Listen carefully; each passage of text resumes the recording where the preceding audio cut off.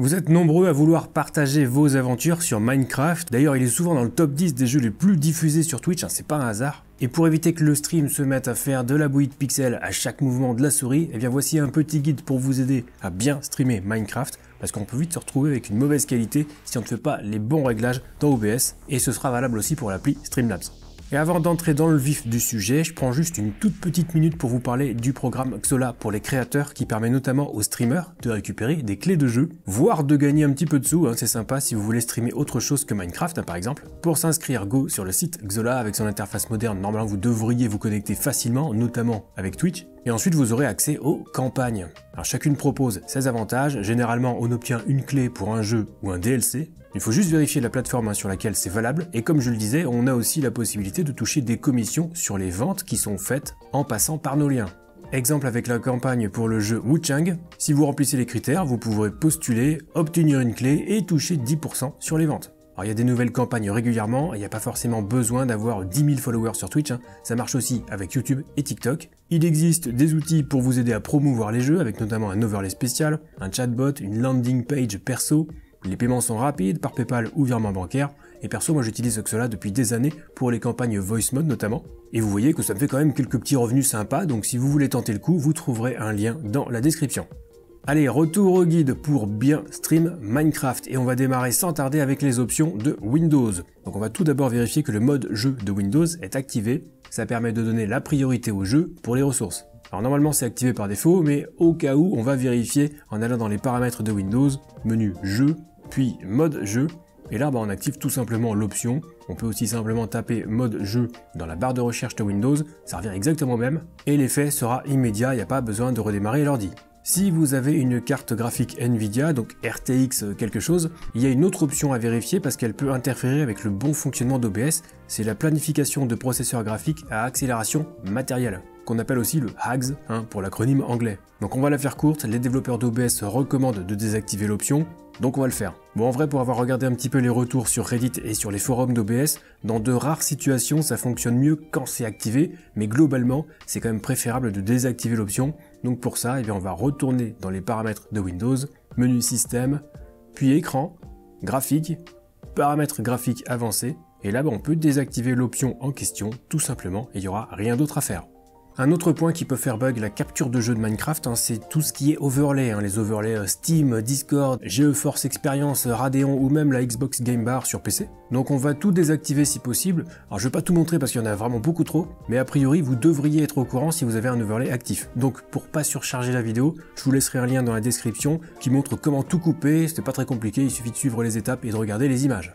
Ensuite, on va faire un petit tour dans les menus du jeu, pour voir quelques options qui vont bénéficier au stream. Donc une fois le jeu Minecraft démarré, dans les paramètres, menu vidéo, on aura quelques petites choses. Alors moi ici, j'utilise la version du Game Pass, la version Windows, qui est en fait la version Bedrock.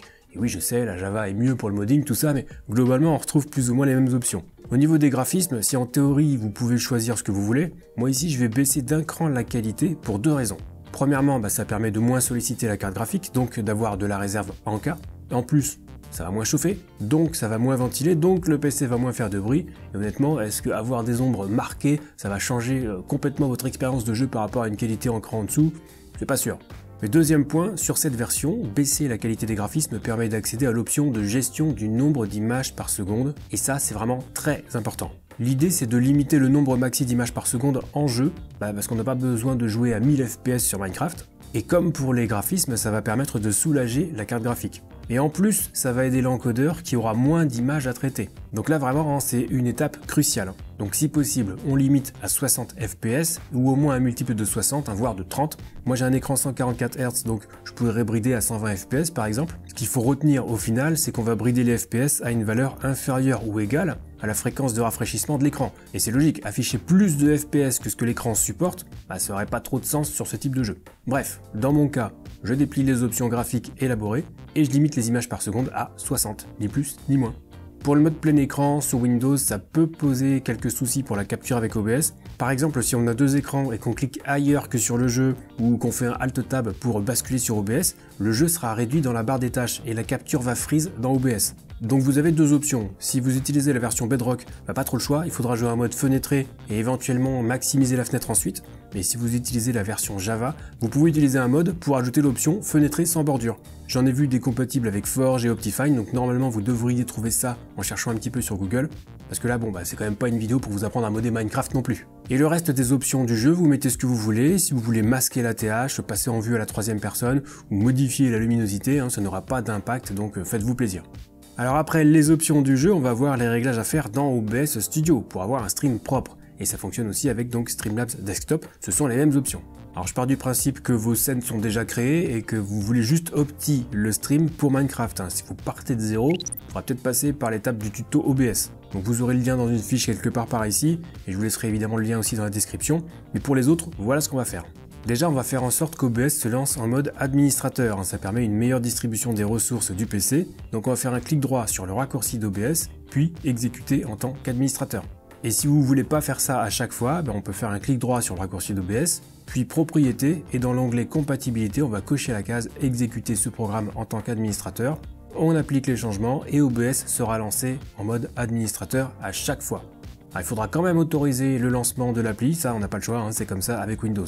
Et sur Mac, en fait il n'y a pas d'option équivalente, mais c'est normal, en fait il n'y en a juste pas besoin. Pour la capture sur OBS, on a le choix entre la capture d'écran, la capture de fenêtre ou la capture de jeu. On privilégie toujours une capture de jeu et seulement si ça ne fonctionne pas, on teste la capture de fenêtre et en dernier recours, la capture d'écran. C'est toujours dans cet ordre.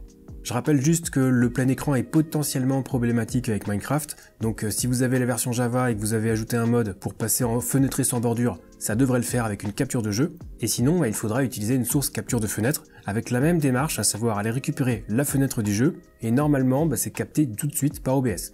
Si ça ne fonctionne toujours pas, essayez de changer la méthode de capture sur Windows 10, et encore une fois en dernier recours, si rien ne marche, on essaye la capture d'écran. Après, vous pouvez tout aussi bien jouer en mode fenêtré sans maximiser la fenêtre. Il faudra juste adapter la capture dans OBS à votre overlay, mais ça peut le faire aussi.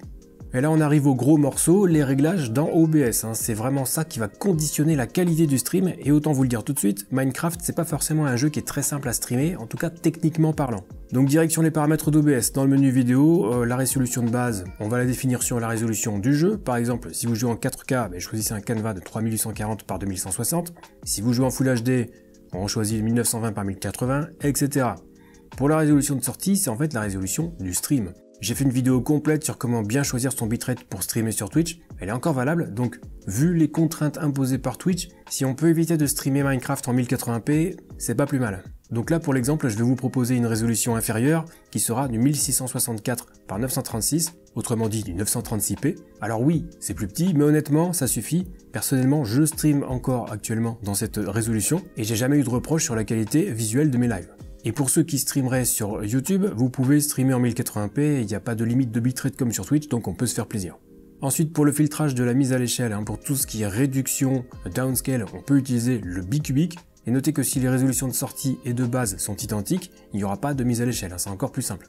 Pour les FPS, on peut régler le stream sur 60 FPS, en 936p ça devrait passer. Au pire, on pourra ajuster cette valeur plus tard en cas de problème d'encodage, on y reviendra un petit peu en fin de vidéo.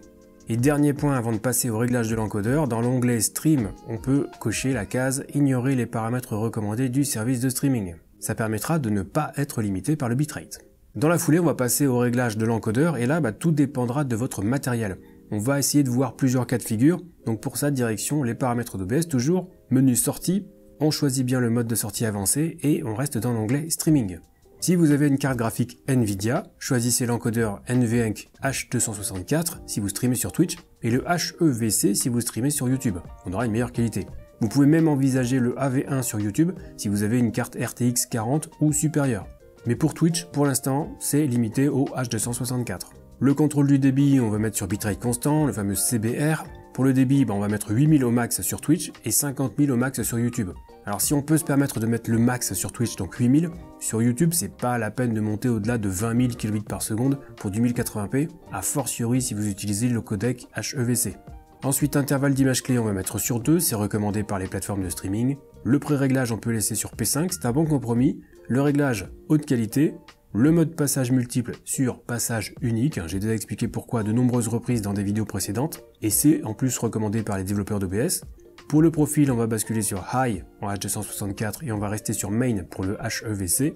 Les deux options suivantes, on va les laisser décocher de préférence, en sachant que la deuxième option peut être intéressante si vous jouez en vue à la première personne parce que ça va favoriser la qualité au centre de l'image, mais en contrepartie, ça sera un petit peu moins net ou un peu moins propre dans le champ périphérique, ce qui pourra provoquer des artefacts notamment sur la webcam si vous la mettez dans un coin. Donc à vous de voir, perso je désactive quand même.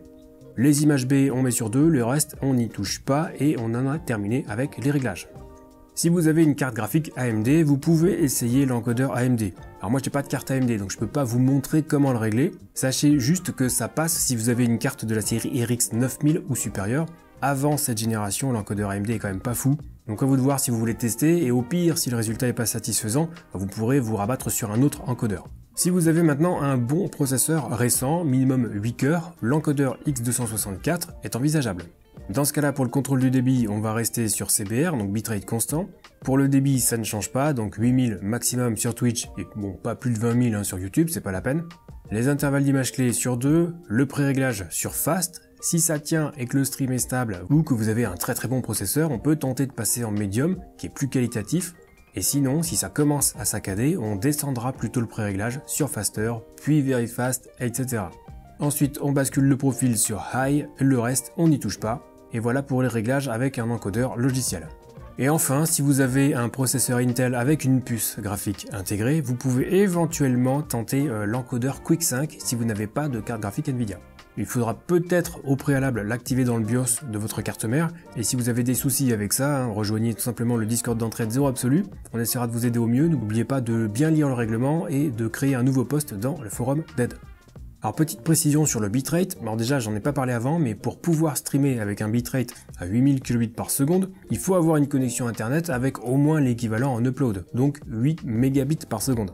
Et en fait il faut même un petit peu plus, parce qu'il faut prendre en compte le débit audio et les variations potentielles dues à l'encodage. Mais bon, tout ça pour dire que la fibre est pas forcément vitale. En VDSL, moi j'avais un débit montant à 24 mégabits par seconde et ça suffisait pour en envoyer 8, logique. Mais bon, vérifiez quand même votre connexion internet et si vous avez la fibre, normalement vous êtes tranquille. Autre point intéressant, si vous n'êtes pas partenaire Twitch, c'est possible que vous n'ayez pas toujours le transcodage, ça veut dire que vos viewers n'auront pas systématiquement le choix de qualité sur votre stream. Bon, aujourd'hui, quand on est affilié, on l'a quand même assez facilement. Mais au cas où vous ne l'auriez pas, ou si vous n'êtes tout simplement pas encore affilié, il faudra soit songer à réduire le bitrate et donc la résolution de sortie, par exemple en réglant le stream en 720p avec un bitrate à 3500 kbps par seconde, ou alors vous faites le transcodage vous-même pour proposer plusieurs qualités sur vos streams. C'est une des nouvelles possibilités offertes par Twitch, j'ai expliqué comment faire dans une vidéo précédente, vous aurez le lien à nouveau dans une fiche et dans la description, notez juste qu'il faut que le PC soit un petit peu équipé, c'est la contrepartie. Et on en arrive pour finir aux problèmes les plus fréquents, notamment tout ce qui est pixelisation, les fameux artefacts. Si vous constatez des artefacts sur votre stream, c'est sans doute parce que le bitrate est insuffisant par rapport à la résolution de sortie. Donc soit vous augmentez le bitrate, et si c'est pas possible, il faudra diminuer la résolution de sortie, comme je l'ai expliqué juste avant. Normalement, avec les réglages que je vous ai montrés aujourd'hui en 936p 60, ça devrait être propre. Et au pire, vous pouvez aussi réduire les FPS de sortie du stream et passer à 50 FPS pour garder un petit peu de fluidité, ou passer carrément à 30 FPS pour avoir une meilleure qualité, mais vous perdrez un petit peu en fluidité, donc là il faut faire un choix. Si vous constatez des saccades maintenant sur vos streams, malgré toutes les précautions qu'on a prises ici, il va falloir soulager l'encodeur. Et pour ça, vous pouvez diminuer le pré-réglage de l'encodeur. Pour le X264, il suffit de prendre un pré-réglage plus rapide, en diminuant cran par cran, et en regardant ce que ça donne à chaque fois. Et pour NVENC, on peut passer en réglage faible latence, ça peut aider parfois à soulager l'encodeur. Alternativement, on peut passer son stream en 50 fps plutôt que 60, comme expliqué juste avant, ça peut éventuellement aider, et pour les viewers, on aura toujours un minimum de fluidité. Si jamais vous avez des soucis de lag, donc avec plutôt la partie réseau qui est touchée cette fois, là on va aller dans les paramètres d'OBS, menu avancé, section carte réseau, et pour la famille d'IP, on va sélectionner l'option IPv4 uniquement. Si après un test ça ne résout pas le souci, on pourra essayer de revenir dans les paramètres et d'activer les optimisations réseau, parfois ça peut marcher. Enfin, pour revenir sur les saccades dans OBS, si vous avez beaucoup de sources dans votre scène, faites attention aux sources comme les cadres de webcam ou les overlays animés. Ça peut solliciter davantage votre système et engendrer quelques petits problèmes parfois.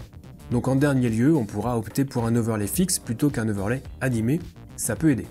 Et enfin, si la capture de jeu reste sur un écran noir, c'est peut-être parce que vous êtes sur portable avec deux puces graphiques généralement celle du processeur et celle de la carte graphique. Il y a une manip décrite sur le site d'OBS pour ça, je vous laisse le lien dans la description. Il faudra juste faire en sorte que Minecraft en version Java démarre sur le mode performance et pas sur le mode économie d'énergie de Windows. Mais vous verrez, c'est quand même relativement simple, il suffit de suivre les étapes. Et voilà pour ce guide montrant comment bien streamer Minecraft. Je pense qu'on a fait le tour. Donc là, je vous laisse avec une vidéo pour faire des interactions simples en stream. Ça sera parfait pour animer vos lives. C'est une méthode très simple. Quant à nous, on se retrouve très vite et d'ici là, bon stream.